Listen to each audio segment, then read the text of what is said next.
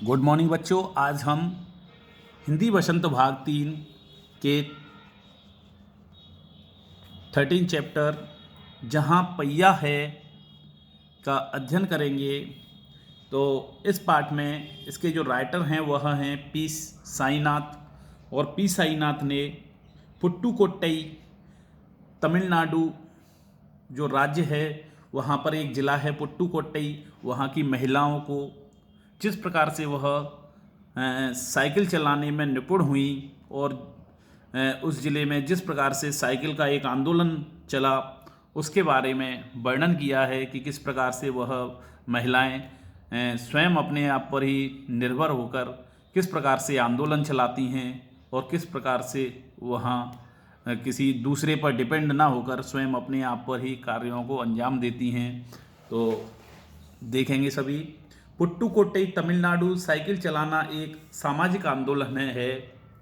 कुछ अजीब सी बात है ना, लेकिन चौंकाने की बात नहीं है। पुट्टुकोट्टई जिले की हजारों नवसाक्षर महिलाएं, ग्रामीण महिलाओं के लिए यह अब आम बात है।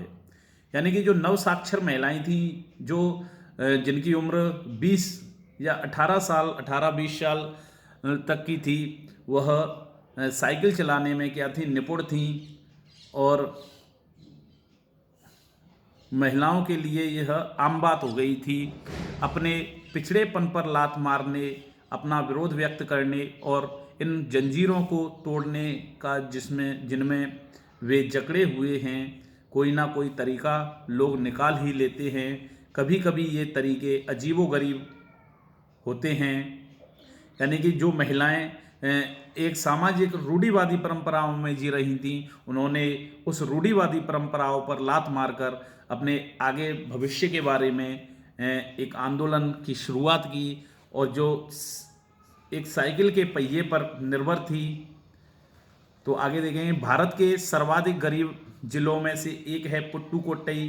कबीर लेखक बताते हैं कि भारत के जो राज्य हैं उनमें से तमिलनाडु राज्य की पुट्टुकोट्टई जो ज़िला है वह सर्वाधिक गरीब है।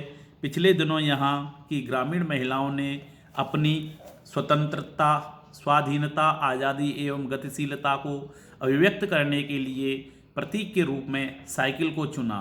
यानी अपनी स्वतंत्रता और जिससे आज़ादी मिले उसके लिए उन्होंने वहाँ की महिलाओं ने साइकिल को ही एक प्रतीक के रूप में चुना। उनमें से अधिकांश नवसाक्षर थीं और उनमें से जो महिलाएं थीं वो अधिकांशतः नवसाक्षर महिलाएं थीं। अगर हम 10 वर्ष से कम उम्र की लड़कियों को अलग कर दें तो इसका अर्थ यह होगा कि यहाँ ग्रामीण महिलाओं के 1/4 हिस्से ने साइकिल चलाना सीख लिया था। यानी कि जो नवसाक्षर महिलाएं थीं, नव लड़कियां थीं, उन्होंने अधिकांश उस गांव की महिलाओं ने साइकिल चलाना सीख लिया था। और इन महिलाओं में से 70,000 से भी अधिक महिलाओं ने प्रदर्शन एवं प्रतियोगिता जैसे सार्वजनिक कार्यक्रमों में बड़े गर्व के साथ अपने नए कौशल का प्रदर्शन किया। यानी कि उन्होंने हर प्रतियोगिता में वहाँ की 70,000 तक की आबादी ने, लड़कियों की आबादी ने वहाँ पर साइकिल चलाना और अनेक प्रतियोगिताओं में भाग लेना प्रारंभ कर दिया, प्रदर्शन किया है। और अभी भी उनमें साइकिल चलाने की इच्छा जाहिर है। वहाँ उनके लिए कई प्रशिक्षण शिविर चल रहे हैं। यानी कि पुट्टुकोट्टई में ग्रामीण महिलाओं के लिए अनेक साइकिल चलाने के अनेक प्रशिक्षण शिविर भी लगाए गए हैं, जिनसे कि वहाँ की लड़कियाँ साइकिल चलाने में निपुण हों। ग्रामीण पुट्टुकोट्टई के मुख्य इलाकों में अत्यंत रूढ़िवादी पृष्ठभूमि से आई युवा मुस्लिम लड़कियां सड़कों से अपनी साइकिलों पर जाती हुई दिखाई देती हैं। जमीला बीबी नामक एक युवती ने जिसने साइकिल चलाना शुरू किया है, मुझसे कहा, यह मेरा अधिकार है। अब हम कहीं भी जा सकते हैं। अब हमें बस का इंतज़ार नहीं करना पड़ता। मुझे पता है कि जब मैंने साइकिल चलाना शुरू किया तो लोग फुर्तियाँ कसते थे, लेकिन मैंने उन पर कोई ध्यान नहीं दिया। यानी कि मुस्लिम समाज, वहाँ के मुस्लिम समाज में लड़कियों को साइकिल चलाने पर रोक थी, लेकिन जमीला बीबी ने इन रूढ़िवादी परंपराओं पर ध्यान न देकर साइकिल चलाना सीखा और उन्होंने कहा कि हम स्वतंत्रता पूर्वक अब हम कहीं भी जा सकते हैं। लेकिन वह अपनी कहानी बताती हैं कि जब मैंने साइकिल चलाना सीखा तो मुझ पर अनेक फुर्तियाँ ताने कसे गए, लेकिन मैंने उन छोटी छोटी बातों पर ध्यान नहीं दिया। उन्हीं में से वहीं की एक महिला थी फातिमा, एक माध्यमिक स्कूल में पढ़ाती हैं और उन्हें साइकिल चलाने का ऐसा चाव लगा कि हर शाम आधा घंटे के लिए किराए पर साइकिल लेती हैं। उनके पास साइकिल के लिए पैसे ना होकर वो उन्हें ऐसा साइकिल का चाव लगा, वहाँ की जो महिलाएं हैं, जो महिला टीचर हैं फातिमा, उन्हें साइकिल चलाने का ऐसा चाव लगा कि उनके पास साइकिल ना होकर उन्हें आधा घंटे के लिए साइकिल चलाने में मज़ा आता है। एक नई साइकिल खरीदने की उनकी हैसियत नहीं है। फातिमा ने बताया कि साइकिल चलाने में एक ख़ास तरह की आज़ादी है, हमें किसी पर निर्भर नहीं रहना पड़ता, मैं कभी कभी इसे नहीं छोड़ूंगी।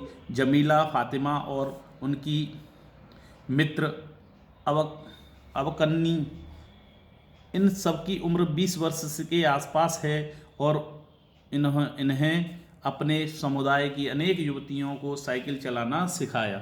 यानी कि इन्हीं में से फातिमा, जमीला और अवनी, इन्होंने अपने समाज की महिलाओं को साइकिल चलाने में निपुण बनाया। खुद ने तो सीखा ही, लेकिन दूसरों को भी इन्होंने अपने समाज की महिलाओं को साइकिल चलाने में प्रवीण किया। आगे इस ज़िले में साइकिल की धूम मची हुई है। इनकी प्रशंसकों में महिला खेतिहार मजदूर, पत्थर खानों से मजदूरी करने वाली औरतें और गाँव में काम करने वाली नर्सें। यानी कि इनके सब जो साइकिल चलाने में जो महिलाएं थीं, उनमें से जो खेतिहार मजदूरनी थीं, पत्थरों की खदानों में काम करने वाली औरतें थीं और नर्सें थीं, बालवाड़ी और आंगनवाड़ी कार्यकर्ता, बेशकीमती पत्थरों को तराशने में लगी औरतें और स्कूल की अध्यापिकाएं भी साइकिल का जमकर इस्तेमाल कर रही हैं। ग्राम सेविकाएं और दोपहर का भोजन पहुंचाने वाली औरतें भी पीछे नहीं हैं। सबसे बड़ी संख्या उन लोगों की है जो अभी नवसाक्षर हुई हैं, यानी कि जिनकी उम्र 18, 20, 16 साल की है, वह भी इस लड़कियां इस काम में, साइकिल चलाने के कार्य में लगी हुई हैं। जिस किसी नवसाक्षर अथवा नई नई साइकिल चलाने वाली महिला से मैंने बातचीत की, उसने साइकिल चलाने और अपनी व्यक्तिगत आज़ादी के बीच एक सीधा संबंध बताया। उन्होंने बताया कि इसको चलाने में हमें जो आज़ादी महसूस होती है, वह किसी अन्य चीज़ में हमें आज़ादी नहीं महसूस होती।